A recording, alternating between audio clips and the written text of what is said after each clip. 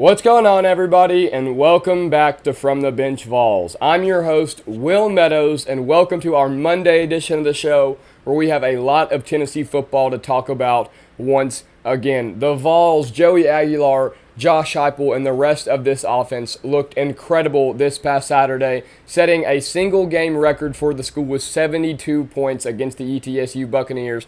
Not the highest caliber opponent, but you got to play who you got to play, and the Vols looked incredible nonetheless. So we know what happened this weekend. Next weekend is the real test as Georgia comes into town. And to help us talk about it all, we've got the Spanish voice of the Vols, Carlos Lopez, joining the show. So we've got a lot to talk about today. But before we get into any of that, make sure you guys subscribe to the channel, leave a like, leave a comment, share it. All of that will be greatly appreciated, and I appreciate you guys for joining me on this Monday morning. So like I said, Tennessee looked incredible 2 days ago on Saturday against ETSU. This weekend is where your money is made against the Georgia Bulldogs. College game days in town. Everything is on the line. Not on the line here. It's week 3. But it is probably the biggest game of the season. Obviously, Florida has gone down. Alabama has already gone down. Oklahoma looks good. But Georgia is one of your bigger rivals, and it is going to be must-see TV this Saturday, 3:30 at Neyland Stadium. So, what do you have to do to beat Georgia? Carlos Lopez is going to help us talk about that. So without further ado, help me welcome Carlos Lopez. All right, everybody, welcome Carlos Lopez, the first Spanish broadcaster for UT Athletics. How are you, man? What's going on, man? I'm so happy to be here with you, brother. I appreciate you coming on. So Carlos, I know a lot of you guys probably know who he is. I met him at going to one of my classes last week, and we talked it up a little bit. A great guy, and I really appreciate him taking time out of his day to come on the show. So I appreciate it, man. Well, I'm glad that you said that, and I got my boy right here. Un momento, señor, que estoy haciendo un programa a veces para allá adentro. Uh, that's ultimately what I want to be known as. Somebody sent me a message the other day, said, "I can't believe that you replied back on social media," and that's not what this platform is for.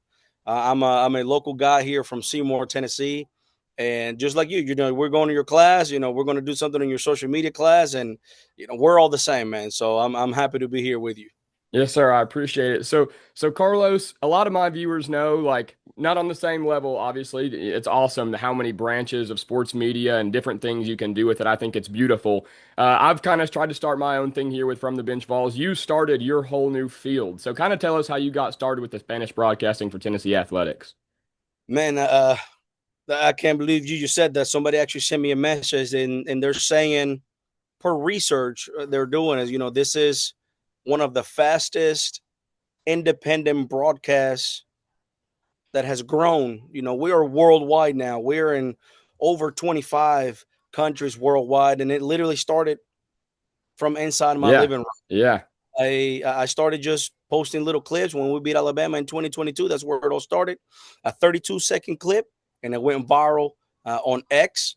And then all of a sudden, everybody from UT was like, "Oh man!" But really, the reason it started was because the English announcers that I was listening to on TV. I've been in America now since 2001, and I just started listening to them, and I'm like, "Wait a minute!" But I watch World Cup and I watch soccer, and the passion that those announcers have, man, it gives me It's chills. different. So I Yeah. was like, you know what? I think that I could do a better job. And I started posting clips. And then all of a sudden, we're getting a little phone call, and now we're on season 2 of Vamos Vols, and we're worldwide now. That's awesome, man. That's awesome. So, kind of tying into the football side of things, obviously the Vols are coming off of a huge win, setting a school record in points with 72 against ETSU. Joey Aguilar has looked incredible through 2 games, and obviously we know what's coming this weekend. College game days in town for Georgia. What is Joey Aguilar going to have to do, and the rest of this offense and this team, just to hang and have a chance to beat Georgia? Yeah, well, if you look at the stats from yesterday's game, we had 41 first downs.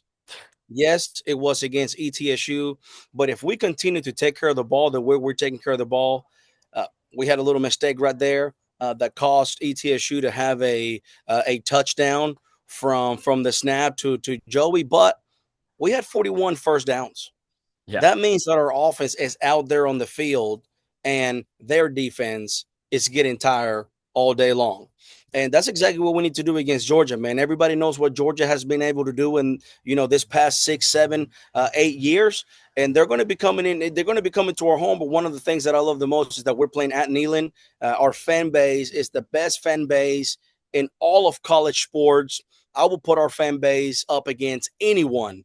And Georgia coming home, it's reminded me 2 years ago I was part of Marty and McGee show. They had me go Yeah. back and call that play live, Dobbs to Juwan Jennings, but now it's going to be on our plays. Joey is throwing nothing but flechas. Flechas is arrows. And man, I'm loving what our offense is doing. Our running game is great. We're not allowing that many. We're not allowing any sacks. Yeah. And that's exactly what we need to do against Georgia. Our offensive line needs to be the best. There cannot be any mistakes behind the line of scrimmage. There cannot be any penalties, and our defense needs to be top notch. Yeah, especially with the penalties, man. With a game like Georgia, obviously it's two ranked teams, and Tennessee's looked very good up to this point. But it would be an upset if Tennessee were to win. We saw it on Saturday when USF beat Florida. They played keep away. That's what you're going to have to do, especially with home field advantage, man. If you keep Gunnar Stockton, who has his first SEC start in Neyland Stadium, not one that I would particularly choose. It's going to be a tough Absolutely. place to play on the road for your first official SEC road game. But if you keep him on the field and make him make mistakes, then that it's going to be your ball game to lose. And especially, like you said, with penalties, man, you can't get behind the sticks, especially with that the pass rush for Georgia. They're going to get after it. Hopefully, David Sanders will be there and be ready to play next weekend just for protection for Joey Aguilar. And the rest of the team has got to get healthy too. Obviously, Jermod McCoy, I don't know how much or if he's going to get to play. They've kept that kind of on the low. Jackson Moy's got to get healthy, Davon Hobbs. So a lot of guys need to get healthy, but I think Tennessee can most definitely beat Georgia. Well, you said that right there, but if people are truly paying attention to the game, then you know that yesterday we had no injuries. Yeah, We yeah, we walked out of that game without any injuries, and that's what you want from a football game. We play such a physical sport that at any time anything can happen. So the guys that have been on the field week 1 and week 2, they've performed. They are doing well, and when something's no broken, you don't want to fix it. So I don't know yeah, how many changes we're going to be having. yeah, Our running game's doing great. Look what Star's been doing. Look what yeah. Deshaun's been doing yesterday with that 50-yard run. Our offensive linemen are opening the gaps, and we're doing a good job. Our special teams. Look what Max Gilbert got to do yesterday. Yeah. 53-yard field goal. Go ahead, line up tomorrow. Get your cookies. Our special team is balling out. The three faces of the game are doing exactly what they need to do. But Saturday is the test. I believe that Saturday will set the tempo for the rest of the season for us. For sure, for sure. Because after Georgia, you've got UAB and Mississippi State, which are kind of two easy ones per se. Mississippi State's coming off of a big one this past weekend against Arizona State, but then you get right into the back into the toe of things with Oklahoma, Arkansas, Alabama. All those are on the horizon. So you've got some big games coming up after Yeah, this one. You're I'll be right. watching this film too. Oklahoma, they They're put it on good. Michigan last Yeah, night. they're They're good. doing a good job, and they're going to be coming over here, and that's going to be a good one too. So, I'm excited for all the games. Yes, sir. So we just talked about this atmosphere, how it can affect the Georgia game. But being a freshman here at the University of Tennessee, I've gone to games just about my whole life. I've had season tickets for the past few years. I've got to experience a lot of cool things going to Tennessee games. But as I've got here, and I realized that not everybody has experienced that. And you don't really realize just being in Knoxville, where it's such a Tennessee-oriented town, when all these new people are coming here for college, that they don't really understand how special Neyland Stadium is from an atmosphere standpoint, but just all around. We saw Joey Aguilar's family pretty emotional yesterday, getting to see him run through the tee and play at Neyland Stadium. So just kind of tell these people how special Neyland Stadium is and just how lucky the town of Knoxville really is. Well, man, Knoxville and Neyland Stadium is so special to me that I was inside Neyland Stadium with my phone recording plays and doing play-by-play broadcasting because I wanted to bring Spanish broadcast to the university that I graduated from.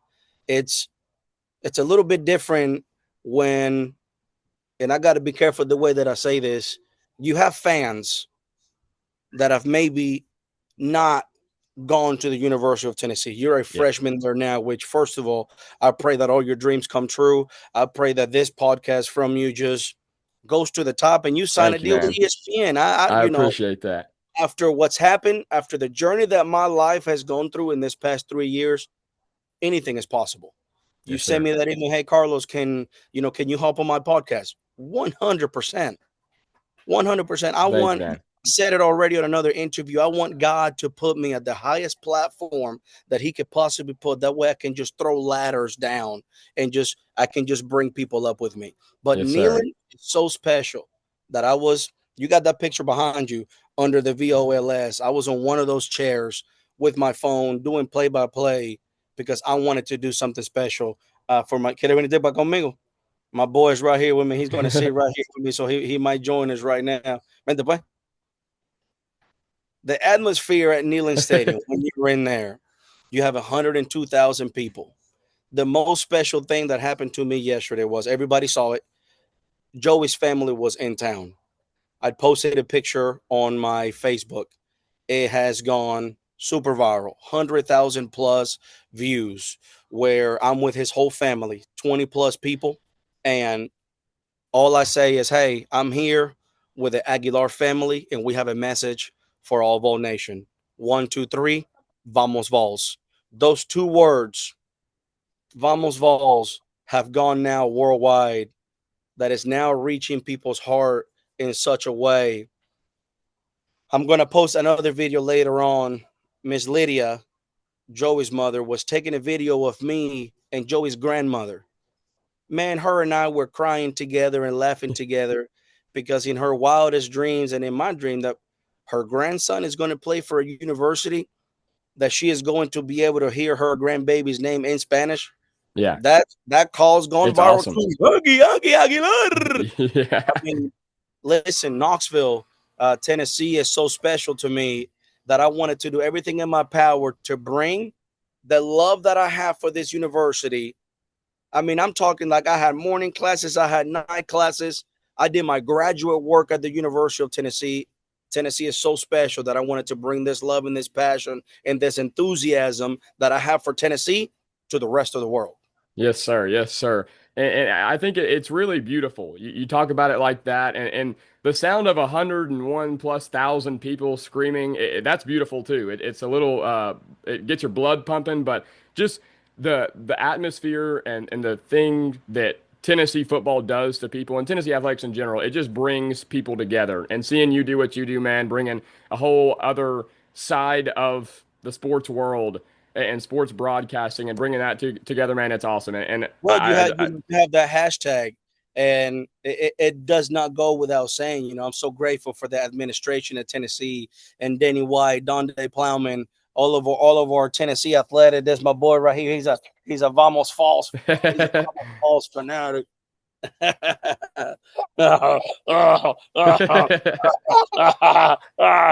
He shy. He want to be a part of it. But he look.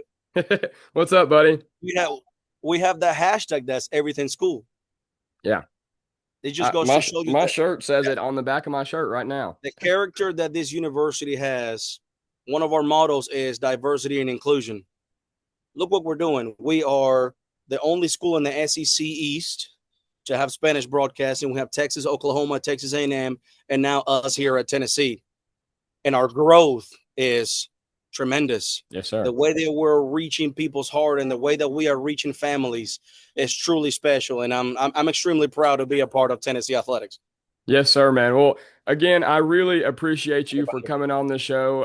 Everybody, go check out his Instagram, all his stuff. He does great work. I really appreciate you for coming on the show, man. And Vamos Vols. Vamos Vols, baby. Again, I pray all your dreams come true, man. Keep going. Do not be afraid to send those messages. Hey, if people reply back, beautiful. If they don't reply back, that doesn't mean anything except I got to send another message. Yes, sir. Yes, sir. Make sense? Yes, sir. Go get it, brother. God bless you. I and appreciate you, yours. man. Vamos Vols. And once again, a big thank you to Carlos, the Spanish voice of the Vols, Lopez, for joining the show. A great guy. It is awesome to see what he has done in the world of sports media and sports broadcasting. Brought his whole new twist on things to it all. It really is incredible to see, and it's awesome to see how fast he has grown. I know he talked about it a little bit. It really is incredible to see. So I greatly appreciate him coming on the show, taking time out of his day to come be on From the Bench Vols. So make sure you guys go check out his stuff. His Instagram is big. They're almost at 20,000 followers. So make sure you guys